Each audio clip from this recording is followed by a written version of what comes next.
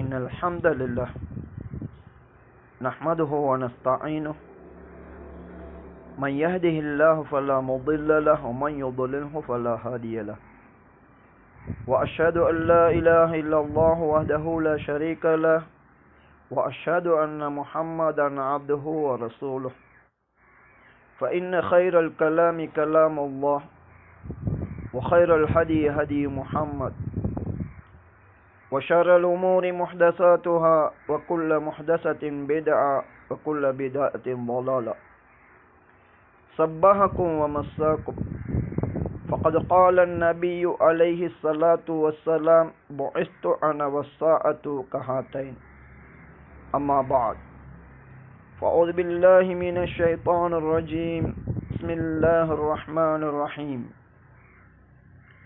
قاف والقرآن المجيد بل أجبوا أن جاءهم منذر منهم فقال الكافرون هذا شيء عجيب نحن أعلم بما يقولون وما أنت عليهم بجبار فذكر بالقرآن من يخاف وعيد. அல்லாஹ்வை புகழ்ந்து அவன் தூதர் முஹம்மத் அலைஹி ஸலாத்து வஸ்ஸலாம் அவர்கள் மீதும் அவர்கள் கொண்டு வந்த சத்தியத்தை உள தூய்மையோடு அதனை பின்பற்றி மரணித்து விட்ட முஸ்லிம்கள் இறுதி நாள் வரைக்கும் அதே சத்தியத்தை உள தூய்மையோடு பின்பற்றி மரணிக்கவிருக்கின்ற அத்தனை முஸ்லிம்கள் மீதும் அல்லாஹுடைய சாந்தி உண்டாவதாக. அவர்கள் அனைவரையும் அவர்கள் எதிர்பார்க்கின்ற உயர் சுவனங்களிலே அல்லாஹ் அவனது அருளால் நுழைவித்தருள்வானாக. சுவனத்தின்பால் வழிகாட்ட வந்த வேதம்தான் அல் குர்ஆனும் அஸ்ஸுன்னாவும் என்பது எமக்கு தெரியும், தெரிந்திருக்க வேண்டும், ஆள் மனதிலே பதித்து கொள்ள வேண்டும். சுவனத்தின்பால் வழிகாட்டுகின்ற அடிப்படை வேதம் குர்ஆனின் 53வது அத்தியாயத்தின் 29 முதல் வரக்கூடிய 4 வசனங்களை இன்றைய உபதேசத்திலே உங்களுக்கு நினைவுபடுத்த விரும்புகின்றேன். கண்ணியமிக்க அல்லாஹ்வின் வார்த்தைகள் என்ன? ஃபஆரித் அம்மன் தவல்லா அன் ذிக்ரினா வலம் யுரித் இல்லல் ஹயாத்தத் துன்யா. யாரெல்லாம் எமது இந்த ذிக்ர் என்ற சுவனத்தின்பால் வழிகாட்டக்கூடிய வேதம் இதனை புறக்கணிக்கின்றார்களோ, இந்த உலக வாழ்வை தவிர அவர்களுக்கு வேறு நோக்கம் கிடையாது. இத்தகையவர்களை நீங்கள் புறக்கணித்து விடுங்கள் என கண்ணியமிக்க அல்லாஹ் கூறுகின்றான். 2 விடயங்கள் இதிலே நாம் தெரிந்து கொள்ள வேண்டும். உலக வாழ்வை நோக்கமாக கொண்டவர்கள் அவர்களின் வழியிலே நாம் செல்லவும் கூடாது. அவர்கள் இந்த சத்தியத்தின்பால் திரும்பவில்லை என்பதற்காக அவர்களையே நாம் நோக்கமாக கொண்டிராது எமது இலட்சியத்தில் நாம் கவனமாக இருக்க வேண்டும். அடுத்த வசனத்திலே அல்லாஹ் சொல்லுகின்றான், இப்படி சுவனம் என்ற நிலையான இன்பத்தை அவர்கள் புறக்கணித்து வாழ்வதற்கு காரணம் என்ன? ذَلِكَ مَبْلَغُهُم مِّنَ الْعِلْمِ. அவர்களுடைய அறிவு என்பது இவ்வளவுதான். அவர்களுடைய அறிவு, படித்தவர்கள், திறமையானவர்கள், வாழத் தெரிந்தவர்கள் என்றெல்லாம் புகழப்படுகின்ற எத்தனையோ பேர் இருக்கின்றார்கள். இவர்கள் அனைவரையும் படைத்து அறிவை கொடுத்த அல்லாஹ் கூறுகின்றான், யாரெல்லாம் அல்லாஹுடைய ذிக்ரின்பால் கவனம் செலுத்தவில்லையோ, அதுதான் அறிவு. அந்த அறிவை பெற்று அதன் வழியில் நடக்கவில்லையோ அவர்கள் அறிவற்றவர்கள் என்று அல்லாஹ் விவரிக்கின்றான். தனியாக இதனை நாம் குர்ஆன் சுன்னாவில் இருந்து படிக்க வேண்டும். எப்படியோ நிரந்தர இன்பமிக்க வாழ்வின்பால் வழிகாட்டுகின்ற அல்லாஹுடைய திக்ர் அது என்ன? அல் குர்ஆனும் சஹீஹான ஹதீஸும் ஆகும். உயர்வாக படைக்கப்பட்ட மனிதன் தன்னுடைய முதல் நோக்கமாக அல்லாஹுடைய திக்ரை படித்து அவனது திருப்தியை பெறுவதுதான் வாழ்வின் இலட்சியமாக கொண்டு வாழ வேண்டும். இதனை புரிந்து கொள்ளாத மனிதர்களில் உள்ள அறிவியினர்கள் உலகிலே வெற்றி அடைவதை இலட்சியமாக கொண்டு அல்லாஹுடைய இந்த திக்ரை புறக்கணிக்கின்றார்கள். எனவே அடுத்த அம்சம், இப்படி நிரந்தர வெற்றியை அவர்கள் புறக்கணிப்பதற்கு காரணம் உண்மையான அறிவு மட்டத்திலே குறைந்தபட்ச எல்லையிலாவது அவர்கள் இல்லை. உலக வெற்றிதான் வெற்றி என நினைக்கும் அளவிற்கு அறிவிலே அவர்கள் தரம் தாழ்ந்தவர்களாக இருக்கின்றார்கள். இதனை சொல்லிவிட்டு அல்லாஹ் சொல்லுகின்றான், இன்ன ரப்பக ஹுவ ஆலமு பிமன் ضل عن سبيله. நிச்சயமாக உமது ரப் யார் தனது பாதையில் இருந்து வழிகட்டு விட்டான் என்பதை மிகவும் அறிந்தவனாக இருக்கின்றான்.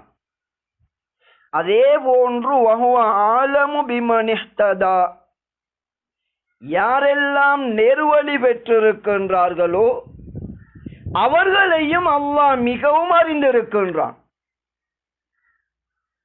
வெறுமனே நேர்வழியில் இருப்பதாக வழிகட்டு சென்றவர்கள்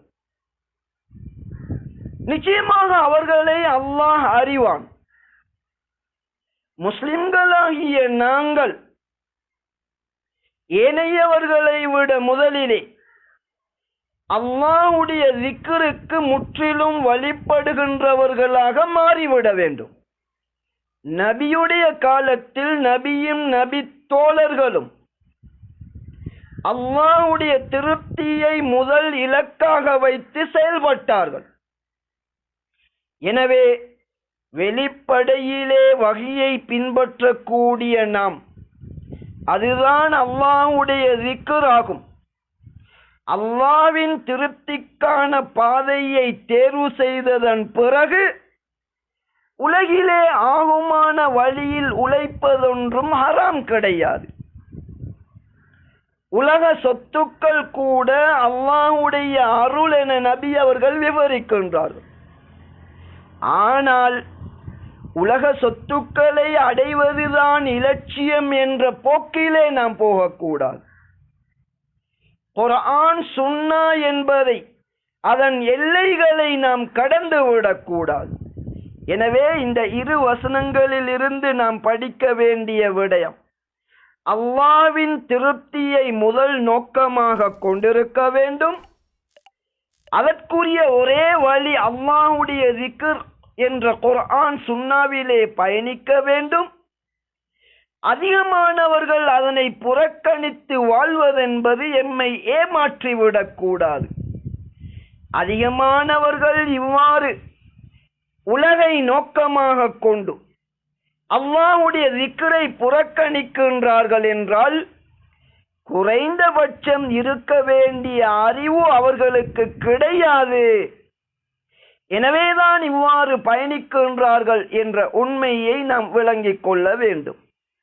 அடுத்த இரண்டு வசனங்களிலே அல்லாஹ் சொல்லுகின்ற உபதேசத்தை இரண்டாவது குத்பாவிலே தெளிவுபடுத்துகின்றேன்.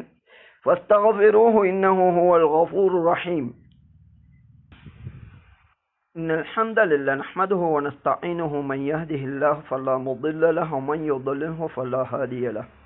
وأشهد أن لا إله إلا الله وحده لا شريك له وأشهد أن محمدا عبده ورسوله. فإن خير الكلام كلام الله وخير الحدي حدي محمد وشر الأمور محدثاتها وكل محدثة بدعة وكل بدعة ضلالة أما بعد. அடுத்த இரு வசனங்கள் 53வது அத்தியாயத்தின் 31, 32வது வசனங்கள். வலில்லாஹி மா ஃபிஸ் ஸமாவாதி வ மா ஃபில் அர்த். வானங்களிலும் பூமியில் உள்ளவை அல்லாஹுக்கே உரித்தானவைகளாகும். லியஜ்ஸியல்லதீன அஸாஉ பிமா அமிலு. யாரெல்லாம் கெடுதி செய்தார்களோ, தீய செயல்களை செய்தார்களோ அவர்களுக்குரிய கூலியை கொடுப்பதற்காகவும், வயஜ்ஸியல்லதீன அஹ்ஸனு பில் ஹுஸ்னா. அதேபோன்று யாரெல்லாம் மிகச் சிறந்த செயல்களை செய்தார்களோ அவர்களுக்கு நற்கூலியை கொடுப்பதற்காகவும் இந்த வானம் பூமியினுடைய அதிகாரம், உரிமை அல்லாஹுக்கே உரியது என்று அல்லாஹ் சொல்லுகின்றான். மனிதனுடைய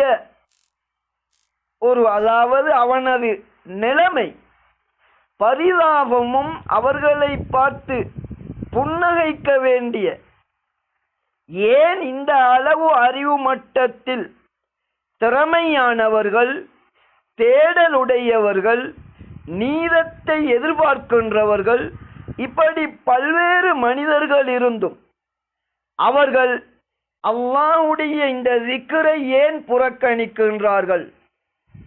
இவ்வளவு திட்டமிடப்பட்ட இந்த படைப்பிலே நிச்சயமாக படைத்த ஒருவன் இருப்பதை ஏன் உணராமல் இருக்கின்றார்கள்? எப்படியோ அல்லாஹ் இந்த உலகிலே மனித வாழ்வு என்பது சோதிப்பதற்குரியது என்று தெளிவாக சொல்லிவிட்டான். அவற்றிலே நல்லது இவை, தீயது இவை என்பதை தெளிவாக சொல்லிவிட்டான்.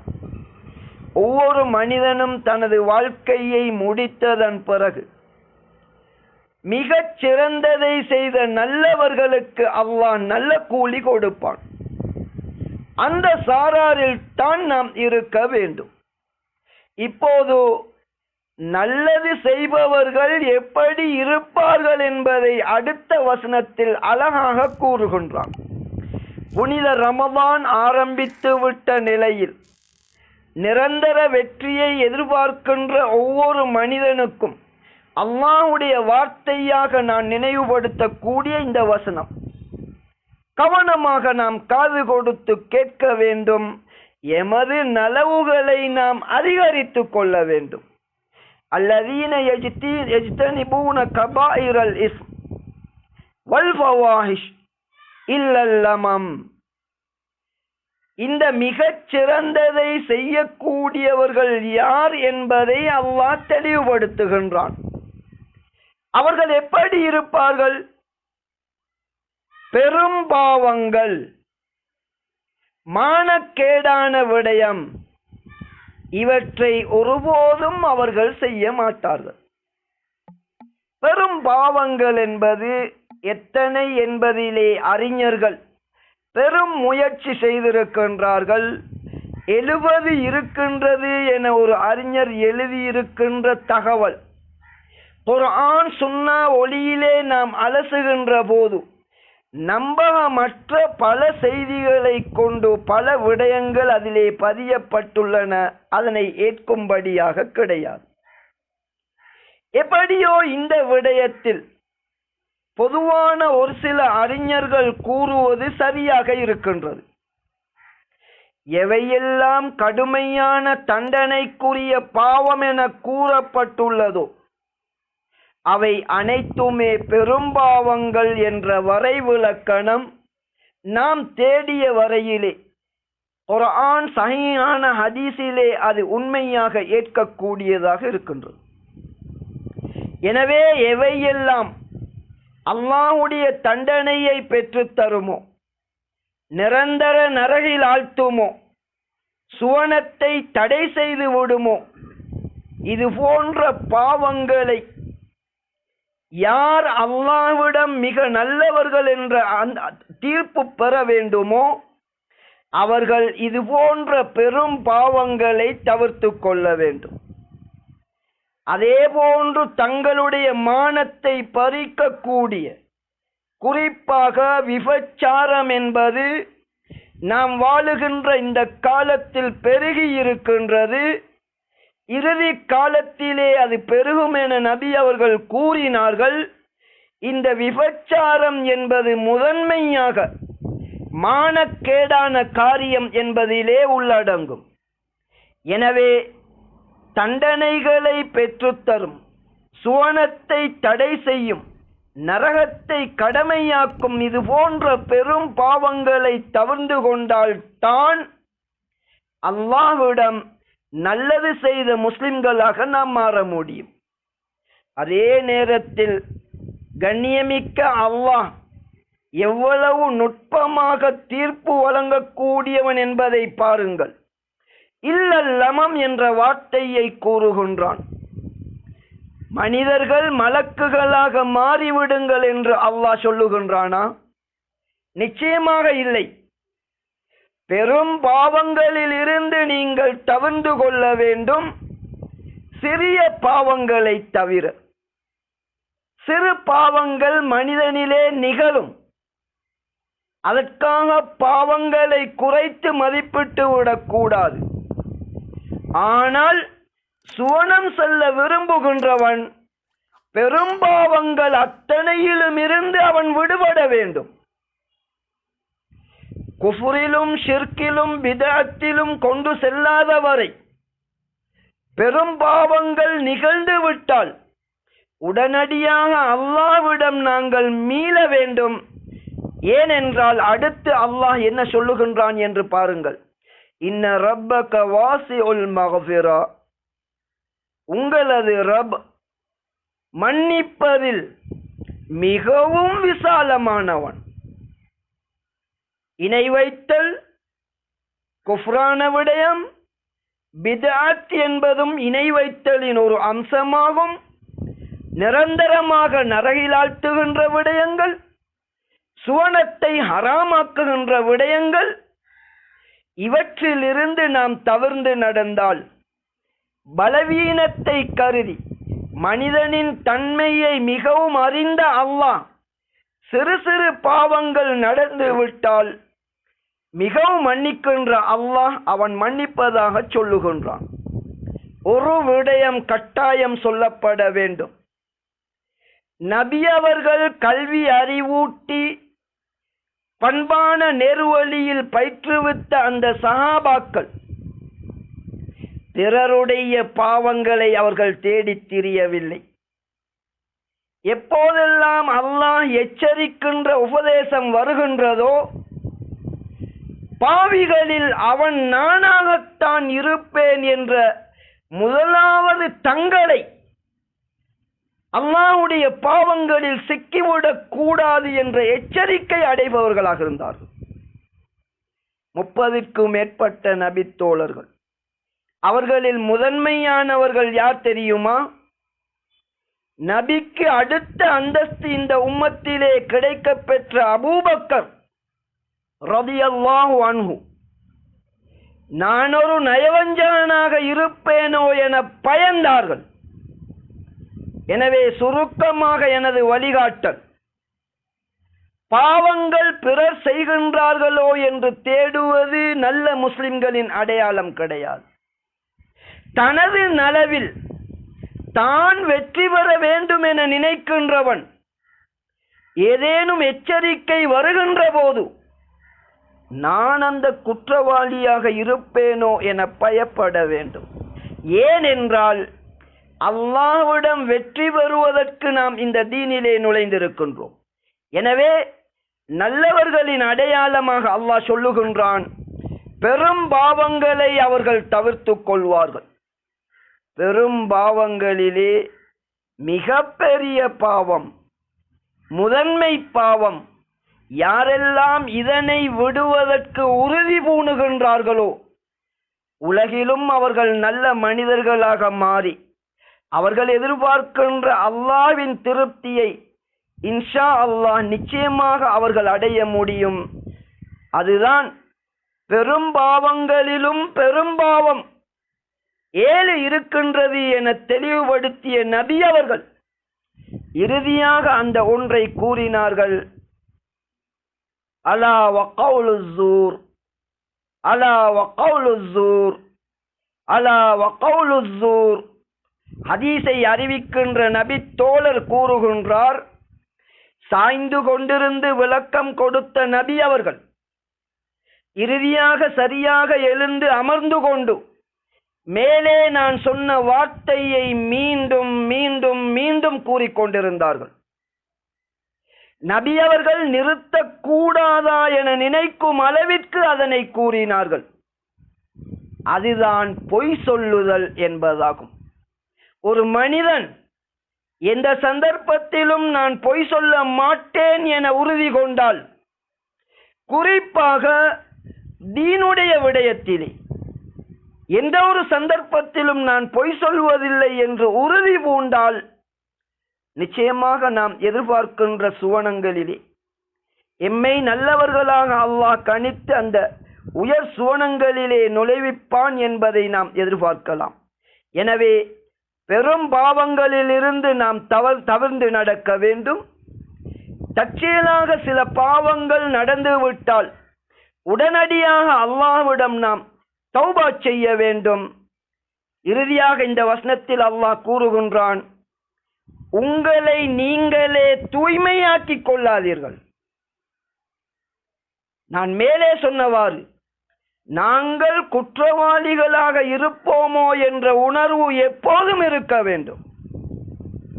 நான் நல்லவன் என கூறி திரியக்கூடாது.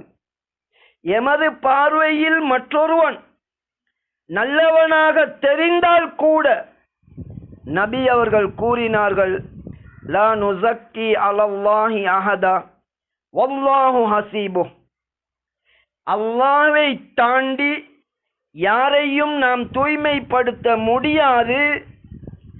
அல்லாஹ் தான் அவரை கணக்கு பார்ப்பான் என சொல்லிவிட்டு தான் ஒரு முஸ்லிமை நாம் நல்லவராக கண்டால், நல்ல பண்பை கண்டால், அதனை கூட இப்படித்தான் சொல்ல வேண்டும் என நபி அவர்கள் வழிகாட்டினார்கள். எனவே இந்த வசனத்தின் இறுதியில் அல்லாஹ் கூறுகின்றான், ஹுவ ஆலமு பிமனித்தகா.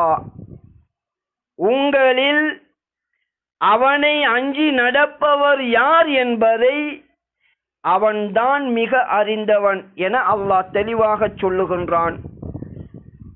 அல்லாஹுடைய திக்ர் என்ற நேர்வழியிலே அல்லாஹ்வின் திருப்தியை பெறுவதற்காக மரணிக்கும் வரைக்கும் உள்ளத்திலே அவனை பற்றிய அச்சத்தோடு மரணத்தின் பின்னரான நிலையான வாழ்விலே மிகப்பெரிய பணக்காரனாக, அல்லாஹ்வுக்கு மிக விருப்பமானவனாக, உயர் அந்தஸ்துக்களை அடையும் நிலையிலே எங்கள் அனைவரையும் மரணிக்கச் செய்வானாக.